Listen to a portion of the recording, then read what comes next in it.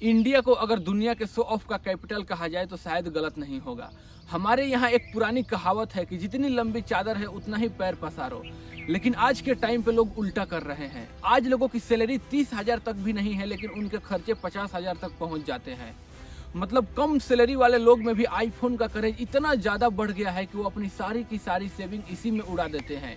और ये सब सिर्फ जरूरत के लिए नहीं, सब सिर्फ दिखावे के लिए। आज के एक मिडिल क्लास लड़के को देखिए, मिडिल क्लास तो पूरी तरह से शो ऑफ के चक्कर में बैंकरप्ट होती जा रही है। हाथों में 3 कैमरे वाले आईफोन होंगे, पैरों में ब्रांडेड नाइकी के शूज होंगे और घर से निकलेंगे तो एसयूवी में। और ये सारी की सारी चीज उन्होंने ईएमआई पर ले रखी होगी। ऐसे बाहर से देखोगे तो लगेगा वाह क्या लाइफ स्टाइल है, कोई अमीर आदमी होगा। लेकिन सच्चाई ये है कि महीने की पहली तारीख को फोन से लेकर कार तक सबकी ईएमआई कट जाती है और पूरी की पूरी सैलरी उसी में चली जाती है। उसके बाद घर का राशन भी क्रेडिट कार्ड से मंगवाया जाता है। पहले क्या होता था कि घर में बजाज चेतक स्कूटर होता था, उसी पे 3-4 लोगों की फैमिली खुशी खुशी ट्रेवल करती थी। लेकिन आज सिचुएशन ऐसा आ गया है कि एक हैचबैक कार में भी लोग सेटिस्फाइड नहीं है। आज लोगों की चाहिए रोड प्रेजेंस वाली कार, सनरूफ वाली कार, चाहे बजट अलाउ करे या ना करे। बजट 5 लाख का भी नहीं होगा, लेकिन शादी ऐसे करेंगे जैसे किसी रॉयल फैमिली की शादी हो रही हो। कुछ लोग तो घर तक भी बैंक में गिरवी रख के कनाडा के किसी 3rd क्लास यूनिवर्सिटीज में ह्यूमैनिटीज की डिग्री करने भाग रहे हैं। सब सिर्फ लोग दिखावे के लिए, सिर्फ इसलिए कि पड़ोसी और रिश्तेदार बोले वाह क्या लाइफ स्टाइल है। शो ऑफ कल्चर इस लेवल पर पहुंच गया है कि जेनजी अपनी आधी सैलरी कॉन्सर्ट टिकट में उड़ा देते हैं, और जो कंसर्ट में नहीं जा पाते वो फेक वीडियो खरीदकर इंस्टाग्राम स्टोरी पर अपलोड कर देते हैं ताकि लोगों को लगे कि वो भी वहां गए थे। सैलरी 20,000 है, लेकिन कॉफी पियेंगे स्टारबक्स में, शॉपिंग करेंगे जारा से और ट्रेवल करेंगे उबर से, सब सिर्फ सोशल मीडिया पर रिच दिखने के लिए। और इसका नतीजा ये हुआ है कि पिछले कुछ सालों में क्रेडिट कार्ड एनपीए 500% से ज्यादा बढ़ गया है। ये शो ऑफ कल्चर कैसे हमारे भारत के यूथ को इतिहास के सबसे गरीब जनरेशन बनाता जा रहा है, आइए इस पे नजर डालते हैं। देखिए 1990 के बाद इंडिया की इकोनॉमी खुल गई, लिबरलाइज हो गई। इसके बाद लोगों के खर्चे यानी कंजप्शन तेजी से बढ़ने लगे। इसके 2 बड़े रीजन थे। पहला तो ये कि लोगों की इनकम धीरे धीरे बढ़ने लगी, और दूसरा ये कि इंडिया का मार्केट फॉरेन ब्रांड के लिए खुल गया, जिससे बाहर से बहुत सारे प्रोडक्ट इंडिया में आने लगे और लोग उन्हें खरीदने लगे। 1996 इंडिया के लिए एक बहुत ही इम्पोर्टेंट साल था। इसी समय कई बड़ी इंटरनेशनल फूड ब्रांड इंडिया में आने लगे, जैसे कि मैकडोनाल्ड, डोमिनोज, पिज्जा हट। इन्होंने इंडिया में अपनी फूड ब्रांड शुरू कर दी। और इसी साल इंडिया की अपना coffee brand cafe coffee day भी शुरू हुआ। इसके अलावा इलेक्ट्रॉनिक की कई बड़ी कंपनी जैसे कि सैमसंग, सोनी, एलजी उसी समय इंडिया के मार्केट में आने लगे। इससे इंडिया में बहुत सारे प्रोडक्ट और ब्रांड आने लगे और लोगों की खर्चा करने का तरीका भी बदल गया। ऑटोमोबाइल सेक्टर में भी नए फॉरेन ब्रांड आने लगे, जैसे कि हुंडई और हुंडा, जो धीरे धीरे इंडिया में काफी पॉपुलर हो गए।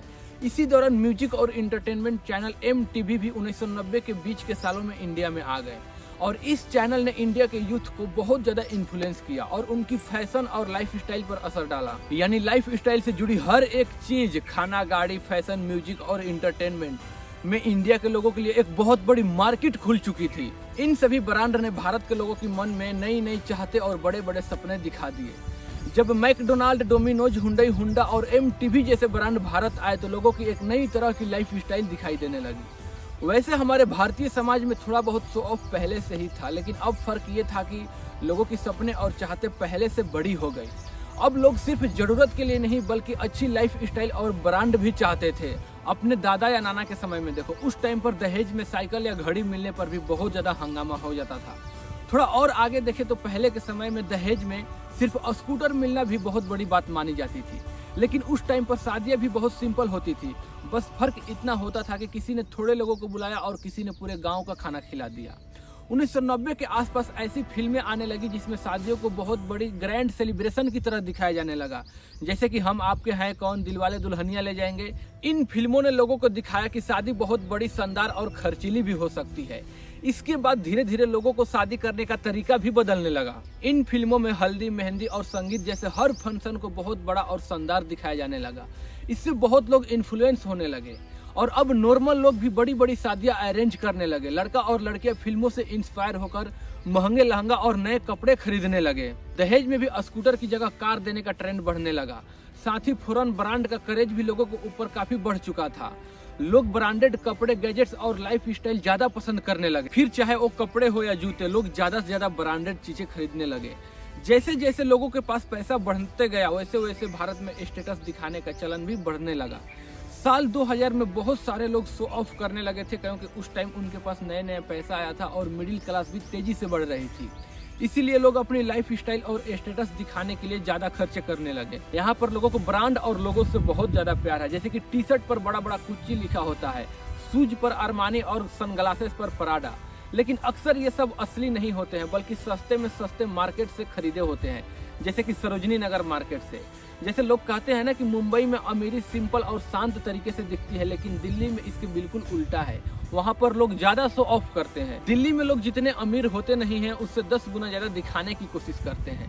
लेकिन अब ये ट्रेंड सिर्फ दिल्ली तक ही सीमित नहीं रह गया, बल्कि पूरे इंडिया में देखने को मिलता है। अक्सर लोग ये सब सिर्फ सोशल मीडिया पर लोगों की तारीफ और अप्रूवल वैलिडेशन पाने के लिए करते हैं। पिछले 10 सालों में इंटरनेट पेनिट्रेशन पूरे इंडिया में काफी तेजी से बढ़ा है। इसके साथ ही सोशल मीडिया का इस्तेमाल भी बहुत तेजी से बढ़ा है। अब इसका असर ये हुआ है कि अब इस स्टेटस गेम में वो लोग भी शामिल हो रहे हैं जो रियल में इतना खर्चा अफोर्ड नहीं कर सकते हैं। आपने भी अपने आसपास ये बात जरूर नोटिस किया होगा कि आजकल लोगों के हाथ में बहुत ज्यादा आईफोन देखने को मिलता है। लोग ब्रांडेड प्रोडक्ट और ब्रांडेड कपड़ों के पीछे तेजी से आकर्षित हो रहे हैं। ऐसा लगता है जैसे लोग इस ट्रेंड में पागल हो जाएंगे। एक रिपोर्ट ने हमें यह भी बताया कि इंडिया में बिकने वाले लगभग 70% आईफोन EMI पर खरीदे जा रहे हैं, यानी हर 100 में से लगभग 70 आईफोन EMI पर बेचे जा रहे हैं। तो इससे ये पता चलता है कि बहुत सारी मेजॉरिटी आईफोन खरीद तो रही है, लेकिन उसे पूरी तरह से अफोर्ड नहीं कर पा रही।